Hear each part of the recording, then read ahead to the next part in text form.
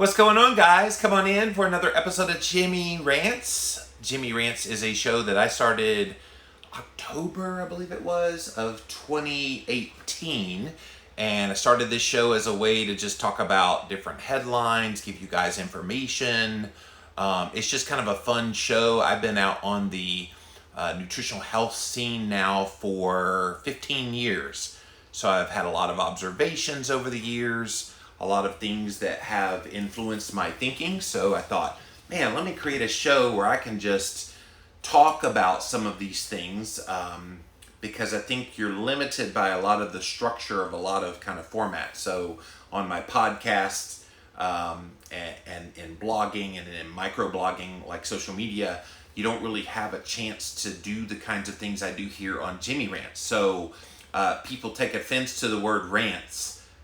Yes, I rant, but it's not that, I'm not like screaming down your throat, but I hope it's kind of a righteous rant. I want people to have a new view of what a rant can be. So that's why we call the show Jimmy Rants. Okay, so what do we do here on Jimmy Rants? We talk about headlines. So go to jimmyrants.com. You can also go to YouTube, type in a keyword, Jimmy Rants. If you go to youtube.com/Living Low Carb Man, LIVINLOWCARBMAN. We actually just started a new category on the YouTube channel where we broke off the 2019 Jimmy Rants videos, and so we started a new season of 2020. So it's easy to kind of categorize them, but if you do a keyword search, Jimmy Rants, you can pretty much find all the episodes. But go follow me over on Instagram Live. I also am simulcasting on Facebook. Go follow me on Instagram Live if you want to engage live in the show. I am at Living Low Carb Man on Instagram. Okay, today's show, we're going to talk about a new study. I love it when new research comes out that talks about the positive benefits of carbohydrate restriction. It seems like with all the propaganda that's out there with veganism and all the continued fear of saturated fat, for example, and how red meat continues to be vilified, people think there's no research that shows that there's benefit from lowering your carbs and being in a more ketogenic state. They just don't, because this kind of news I'm about to share isn't as widespread as some of those other ones are.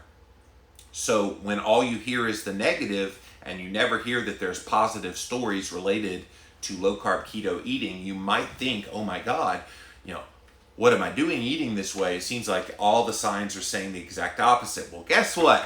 We got some good news today to share if you are a fan of a low carb ketogenic diet. Headline: low carb dieting could reverse brain deterioration, study finds. That is a compelling headline. Like, sometimes I hate headlines because they're misleading. That one's compelling because it actually matches what they show in the story. So let's get to the story. Put your baguette in the oven and turn the setting to incinerate. I love that line. Low carb dieting could reverse age-related brain deterioration. That's according to a brand new Proceedings of the National Academy of Sciences of the United States of America study, which was published this month, March 2020. By analyzing brain scans, researchers found brain pathways begin to decay in our late 40s. Well, I'm 48 years old. So this is about the time when my brain should be declining as I age until the day I die. And a lot of people just assume that's natural. They just assume, okay, well, you're just gonna just get worse and worse and worse in your brain health. You'll probably get dementia, turn into Alzheimer's disease, and you're gonna die, and that's just the way it is. How many of us just believe all of those things were normal and natural as a part of the aging process? I know I did, guys. Like, I would watch older people, some of the smartest people, most sharp-witted people that you've ever met, and they just suddenly decline, dead. And people just think that's what is supposed to happen to older people. Why do we believe it's supposed to be natural that the body falls apart? We believe that because we've been told genetically that's just the way it is.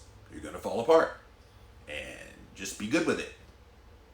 Now we have research, which I'm about to share with you, that says, you want to keep your brain sharp many years after it was supposed to decline? It's about your nutrition. It's about how you're fueling your brain. And unfortunately, the vast majority of the population is still fueling their body and thus their brain with the wrong kind of food to promote healthy brain health. We're going to get into that more here in just a minute, but let me read this quote from one of the study's authors, Liliane R. Mujica Parati. She's a professor in the Department of Biomedical Engineering at Stony Brook University in New York. She says, neurobiological changes associated with aging can be seen at a much younger age than would be expected in your late 40s. So in other words, they always believed we can't find brain stuff going on until it's already hit you. Well, guess what? They're starting to see it now in people my age. So I'm 48 years old. By the time you're in your late 40s, there's enough things with brain scans that they can see that goes, oh my gosh, this person is about to see a major mental health, brain health decline. And you're going to find it very fascinating what they see on these brain scans, because we always believed this was just genetics. This was just what people do when they get old. And we've all resigned to the fact and just believed in our minds that this was an inevitability. Although we all know people in our lives who get older and older and older and they don't experience this brain health decline. Has that ever crossed your mind to ask why? Why do some older people seem to stay really, really sharp headed into their advanced years, while others, they hit 70 years old and they're already lost it upstairs? So how do you explain the difference? What's going on? I think this new study is going to give us some clues. So if you joined us late, there's a brand new study that just released this month from the PNAS, Proceedings of the National Academy of Sciences of the United States of America, that's found that low-carb dieting can reverse age-related brain deterioration. And so we're reading from the study, and it's got a huge connection to what a lot of us are doing right now, being in a state of ketosis. The study suggests that this process, talking about the brain deterioration, may be prevented or reversed based on dietary changes that involve minimizing your consumption of simple carbohydrates. Guys, I have been preaching this message of low-carb dieting since 2005. I lost 180 pounds on the Atkins diet in 2004. I obviously had a huge weight loss success, and that's what kind of got me on the scene, and my claim to fame originally was that. But one thing I've noticed being low carb and keto is the brain health benefits are just unmatched. Like I'm tempted, you guys, at 48 years old to go back to school and get a PhD, like in nutrition or something like that, because my brain is so freaking sharp today. Like sharper than it was when I was excelling in high school and then college. I've told you the story about how I graduated college by the age of 20. So I feel like I'm much wiser and smarter than I was at that point. And I credit being fueled in my brain by ketones. And what people forget is you're all a bunch of fat heads. No, I didn't just insult you. You are physically a fat head. So if you have a brain, and I hope you do, so some of you it's suspect, but I hope if you have a brain that you realize it's made up of about 70% fat. So if your brain is comprised of 70% fat, that should tell you something about how it works. It is a fat-fueled organ. So what do we know about the body that's fat fueled. We know that it doesn't do well when it's fat fueled using glucose as the primary energy source. A fat fueled body, which includes a fat fueled brain, requires something that would keep the fat burning going. What is the byproduct of a fat burning mode? Oh yeah, it's ketone bodies. So people often in the neurobiological world, even medical doctors, medical researchers, they always say you have this minimum need for 130 grams of carbohydrate in your diet daily just for brain function. Well, what they're referring to is if you are fueling your body as a glucose burner, you need that many grams of glucose to fuel your brain. But what they never, ever talk about is that the brain does not prefer glucose as its primary fuel source. You know what it prefers? Ketones. So if your brain prefers ketones because it is 70% fat and it is a fat burning machine, doesn't it stand to reason that if you start fueling it with ketones vis-a-vis a low carb, moderate protein, high fat ketogenic diet, maybe MCT oil, maybe ketone esters and exogenous ketones, any way that you would boost ketones in the body and thus the brain would make your brain work better, would make your brain sharper, would help to reverse brain deterioration. And that's what we're finding in this new study, you guys. To better understand this, researchers focused on young people whose gray matter showed no signs of aging yet, the period during which prevention may be most effective. I love that we're looking at this from a preventative medicine standpoint. It seems to me we always look at people with aging brains once their brain is aged. And I think that's a mistake.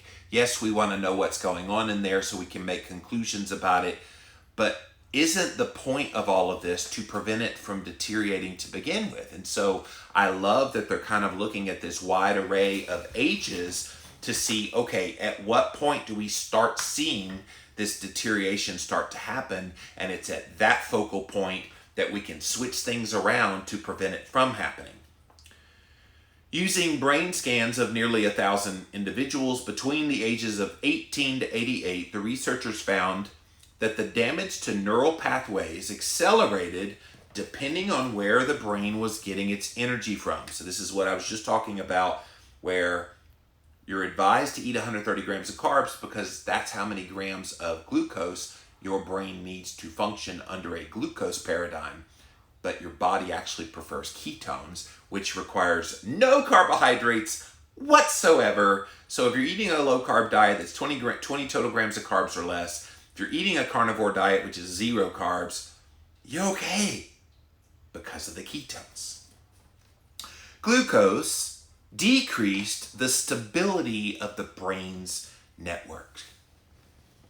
Glucose decreased the stability of the brain's networks. How many people would be shocked hearing that? Like, think about that. They've been told their whole lives, eat lots of healthy whole grains. Sugar is not as bad as we think it is, especially if it comes from natural sources. Make up 60 to 70% of your diet as carbohydrate, which is a fast way to turn right into glucose. We've been told that our whole lives, right? Basically, it's the whole basis of the USDA dietary guidelines. And yet, researchers are now saying glucose decreases the stability of the brain. I don't know about you, but as I get older, I want a stable brain. I want to run circles around people a third of my age, half of my age, mentally.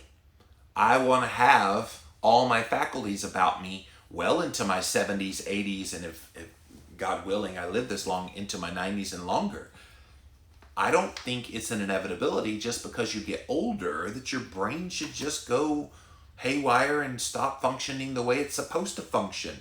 And glucose, as we're seeing in this study, is the deciding factor. It makes your brain unstable. You think about all those vegans that act wackadoodle and they tend to be younger. Do you think their brains are stable? Like, I'm not trying to point fingers or anything, but if you're bragging about eating 30 bananas a day and then you act a fool online, how are we supposed to believe that you are stable in your brain? And again, that's not a judgment on anybody that's a fruitarian or a vegetarian or vegan. It's just fact. They seem to act a little more cray-cray. And I think it's a direct result of this deterioration of the brain, the instability of the brain's networks, because they're primarily fueling their body with glucose. Okay? Meanwhile, ketones, which are produced by the liver during periods of carbohydrate restriction, they didn't say this in here, but also during fasting, they make all of your brain's networks more stable. Now, maybe some of you went on a ketogenic diet, you read my book Keto Clarity, or just got on it on your own, and one of the first things you noticed was your mood got calmer, you got a lot more chill, your brain just seemed to be working, and you lost brain fog, you started to feel clearer minded, maybe you started feeling smarter. Like, I have people write me all the time and they're like, I never really excelled in school, but dang, I feel like I'm smarter now because of keto. And I'm like, that's no accident. Your brain is finally being fed well. Like, we devalue feeding our brains. We always talk about feeding our body and the cardiovascular system and the respiratory, all these things. We never talk about one of the most important functions in your entire body, and that's your brain health. And it gets better. It gets way, way better when you start to flood your body with ketones. It's pretty cool, right? What we found with our experience involves both bad and good news, according to the lead study author. The bad news is that we see the first signs of brain aging much earlier than they ever thought. They always thought that this progressed long after you started getting older. And what they now know is this is progressing a whole lot sooner, which is a reminder to all of us that you might feel like, okay, I'm young today, 30s, 40s. I'm young today. I've got plenty of time to work on my brain health. The damage has not been done. And can I tell you, you cannot be more wrong.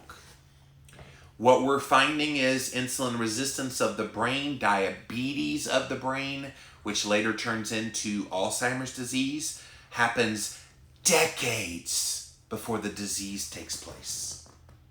Decades. So you might even be in your 20s now, maybe your 30s, and you're like, I got plenty of time to work on my health, and specifically my brain health. I don't have to worry about making any dramatic changes. I don't have, major weight on my body. I don't have any really physical health problems. Meanwhile, percolating underneath the surface is this earthquake waiting to happen. Do we see an earthquake coming? No. When do we know an earthquake is coming? We know when the earth starts to kind of rumble and shake and we see seismic meters going off. And then, pow, we get hit. You've got an earthquake going on up here. And the sooner you realize that earthquake is just waiting to happen, might not happen a year from now, 5 years from now, 10, 20, 30 years from now. But when it happens, your life changes forever. And why let that earthquake happen? When we know we can fuel our brains in a much better way that will actually make your brain network stable, why would you not do it now? No matter where you are, if you're watching this right now, no matter where you are in your journey of trying to be healthy, why would you not take steps in your life to make sure that your brain is protected? Besides your heart, your brain is probably the most important organ in the entire body. And yet people are sitting there stuffing their mouths with cookies and cakes and soda and you name it, without any regard to the immense damage they're doing to their brain. And I'm going to be passionate about this brain health thing, guys. In fact, at one point I wanted to write a book called Brain Clarity, because I think this is a devalued part of your health process. We all want to see weight on the body, lose weight, great. We all want to protect our ticker and make sure our heart health is great, and that we don't have a heart attack, blah, blah, blah, great. We don't ever pay attention to our brain, and yet we should. If I never lose another pound on keto, I keep doing it because I like the way my brain feels.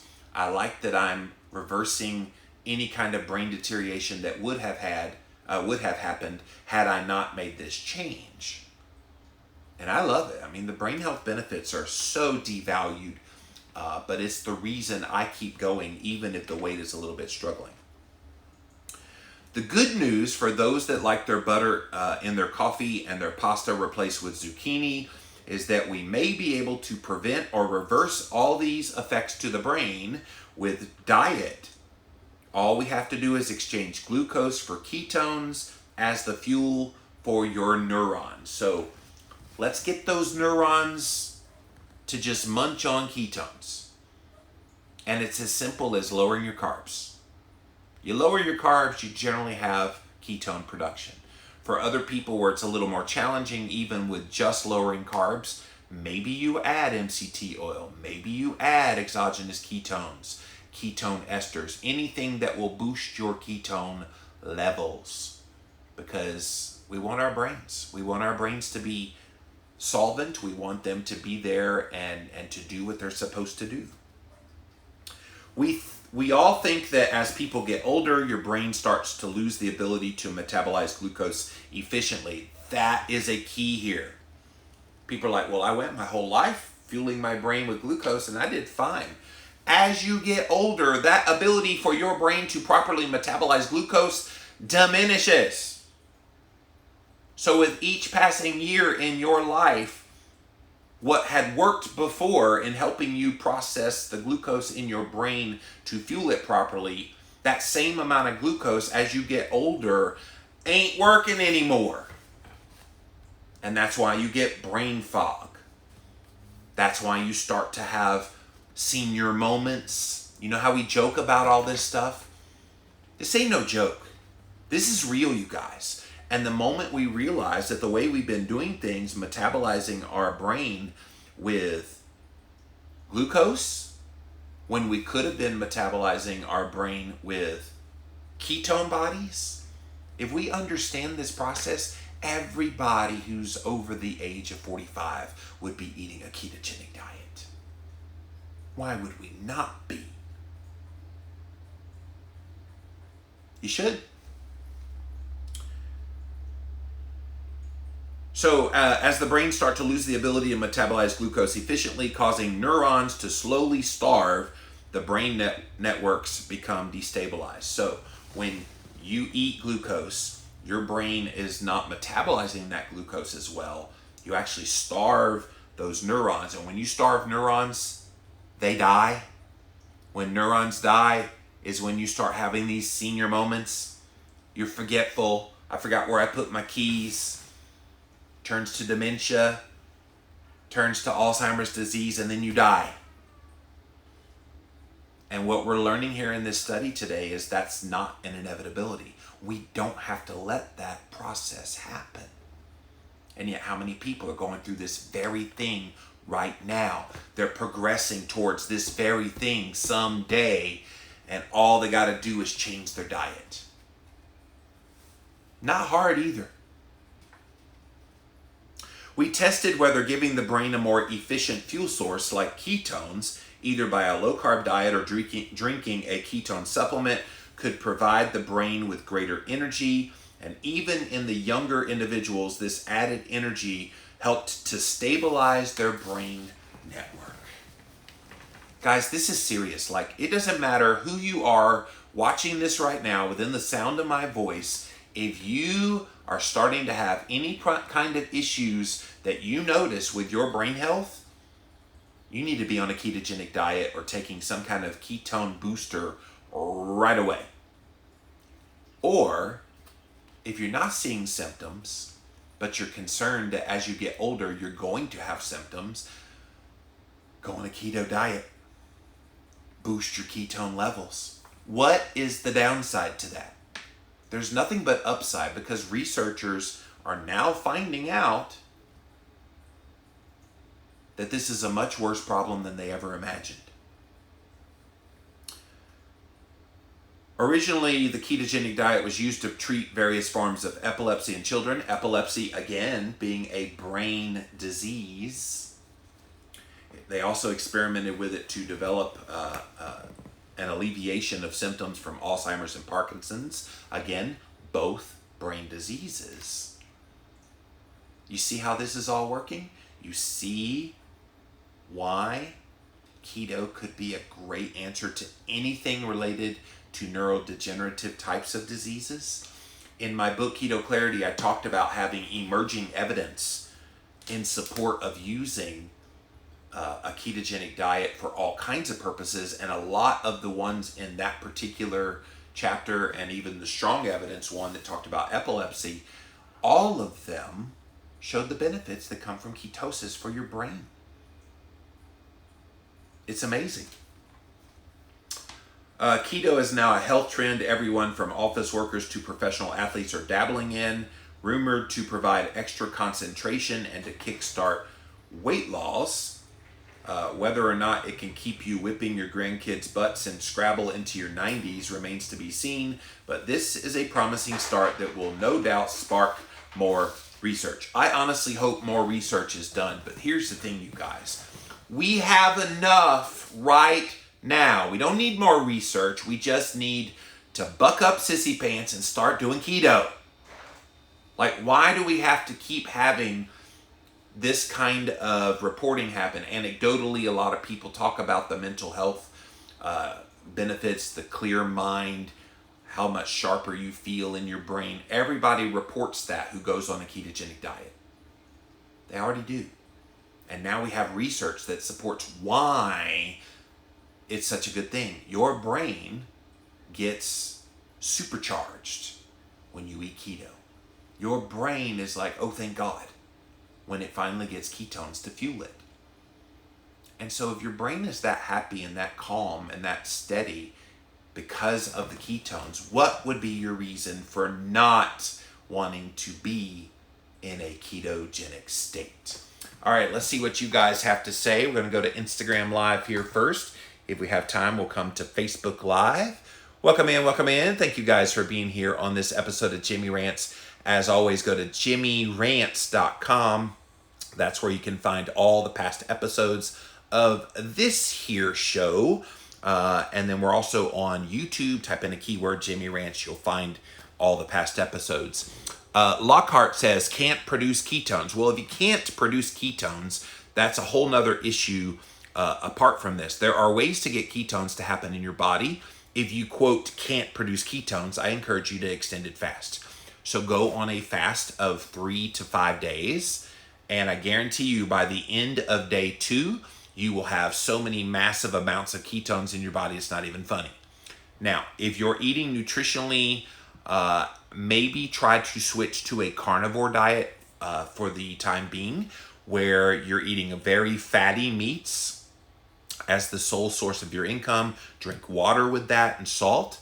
That should boost your ketones. If after that you're not seeing a boost in ketones, you should probably look into some of these exogenous ketones or ketone esters. There are ways to get ketones to increase in your body if you, quote, can't produce ketones, like you're saying here. George says, I did not know anything about insulin resistance. After a weight loss stall, I learned about low carb, high fat, and keto. I chose keto and have reversed my insulin resistance and prediabetes because I choose health. George, you did choose health, and I'm really proud of you, man. I think it's cool once we kind of have our eyes opened to what we now know is truth that we didn't even know that we needed to know. It's like you don't know what you don't know until you know it. Like it's kind of the weirdest thing. All right, short and sweet comments on Instagram today. You guys are quiet today. I guess it was such a confounding story that you kept quiet. What's up, guys? We're going to go on Facebook now. See what we got here. Hello, hello. Glad to see you. Please go back to school. My sister is 72 years old and all her life continued to take classes to educate herself. Sue. Thank you, Sue. I also feel like I have been in classes my whole life, literally doing my show, the Live and La Vida Low Carb Show, now well over 1,600 episodes. I feel like I've got like so many PhDs in nutrition and health and everything. It's pretty funny. But I will consider that. Thank you. Emily says, I'm not able to get my ketones above 0.5. Hey, 0.5 is ketosis. Don't fall for the trap of thinking that higher and higher and higher is the goal. No, the goal is to produce them, and 0.5 is production. I'm not sure what to do to get deeper into ketosis. I think this whole idea of, quote, deep ketosis is so misleading.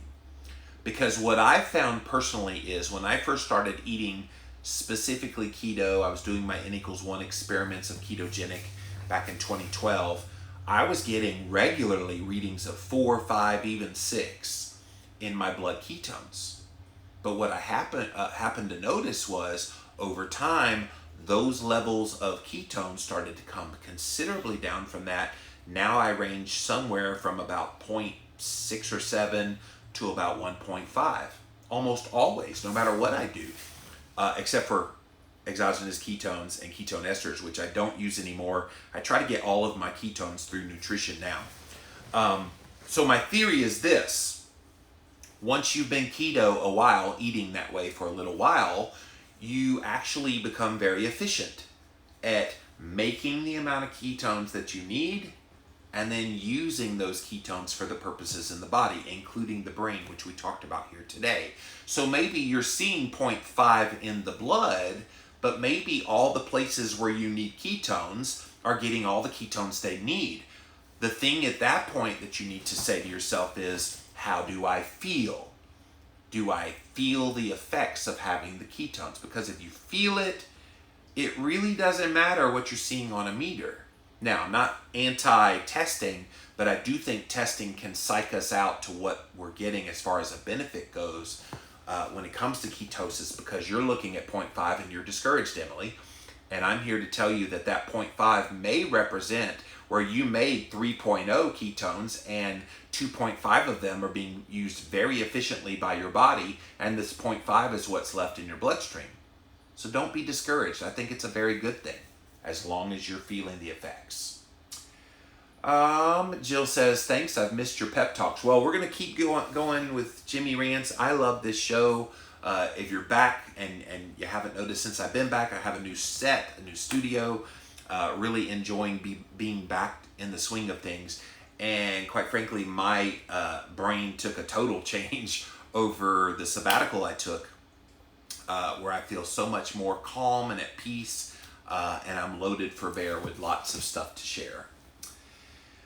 Kathy says, I discovered I was in stage 4 adrenal failure. My lack of cortisol production, along with the other issues, were part of the problem for low ketones. Do you have any thoughts about this? So, yeah, this is a chronic issue that a lot of people, when they are under an extended period of stress, and when their bodies are trying desperately to keep them going, and at some point the body just says, all right, screw it. Like, you're going to live your life that way. I'm just going to shut down. So that's why you have adrenal failure. That's why you have cortisol in the tank. Before I left on my sabbatical, I had my cortisol run. I did the saliva test, 4 points during the day, and it was basically in the tank the whole day. We can burn ourselves out. What I would say is get that under control. Try to do some relaxation and stress relieving activities. Try to take things more in stride. All of those things are important, and you can heal from that. And when you heal from that, then your ketone production will come back to fuel your brain. In the meantime, maybe you're one of those people, Kathy, that could benefit from MCT oil, could benefit from exogenous ketones, ketone esters, that could give you that boost as you are healing your body. All right, guys, I'm going to go back over to Instagram one more time to see if you guys have anything. You guys are real quiet today. To Fix MJ said, you must have said it all. I guess so. I mean, this was a great story, guys, and I was really happy to bring you, and I always try to keep you on the cutting edge of what I find out there in the research. And when it's compelling evidence in support of what we do, you bet your sweet bippy I'm going to bring it to you here on Jimmy Rants. Okay, that's it for this episode of Jimmy Rants. As always, go to jimmyrants.com. You can see all the past episodes of the show. You can also go to YouTube, type in a keyword Jimmy Rants. You'll find the show as well. And a reminder, if you're not watching it on Jimmy Rants on Instagram Live, go follow me over on Instagram. I'm at Livin' Low Carb Man, LIVINLOWCARBMAN. There you go. KSN, thanks for all the ranting. I love it. Love you too. Oh, thank you. Yeah, I'm going to keep doing this, you guys. I love doing this show. If I have to take a break every once in a while, I know you understand, but this does invigorate me. I do get a lot of enjoyment out of this, and it seems to provide a service to you guys too. So until next time, we'll see you then.